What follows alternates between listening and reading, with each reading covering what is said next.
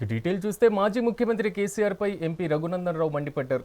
3 సార్లు గజ్వేల్ ఎమ్మెల్యేగా గెలిచి 2 సార్లు ముఖ్యమంత్రిగా చేసినటువంటి కేసీఆర్ నియోజకవర్గ ప్రజలకు ఆ ప్రాంత ప్రజలకు ఏ ఒక్క రోజు కూడా అందుబాటులో లేరని విమర్శలు గుప్పించారు. తమ నియోజకవర్గ ఎమ్మెల్యే పేదలందరికీ పక్కా ఇల్లు నిర్మించి ఇస్తారని భావించారని తెలిపారు. పేద ప్రజలకు నిరాశ ఎదురైందని ఎంపీ తెలిపారు. అయితే పట్టణంలో మున్సిపల్ ఎన్నికల నామినేషన్ ర్యాలీలో ఎంపీ పాల్గొన్నారు. ఈ సందర్భంగా బీజేపీని గెలిపించాలని ఆయన కోరారు.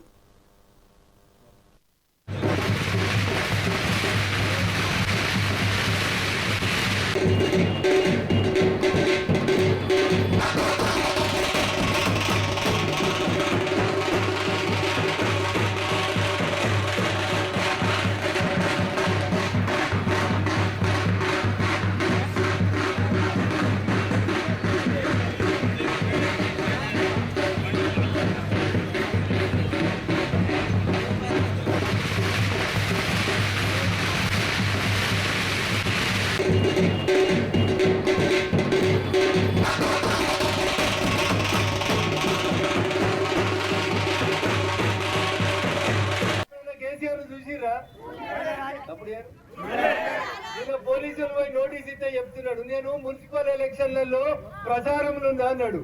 గజ్వేల్ గాంధీ బొమ్మ కడికి రమ్మని అడుగురి. కనబడ్డా ఎప్పుడైనా?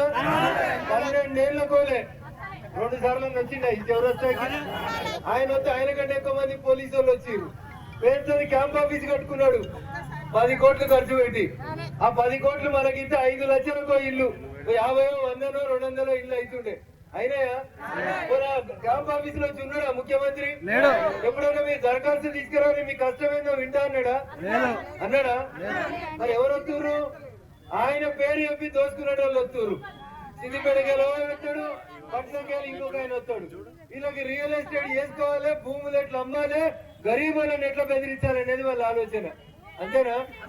ఇక కాంగ్రెస్ వాళ్ళు అయితే వాళ్ళు ఏం చెప్తారో వాళ్ళకే తెలియదు. ఆ ప్యాకేజ్ ఇస్తామని చెప్పారు వాడికి వచ్చి.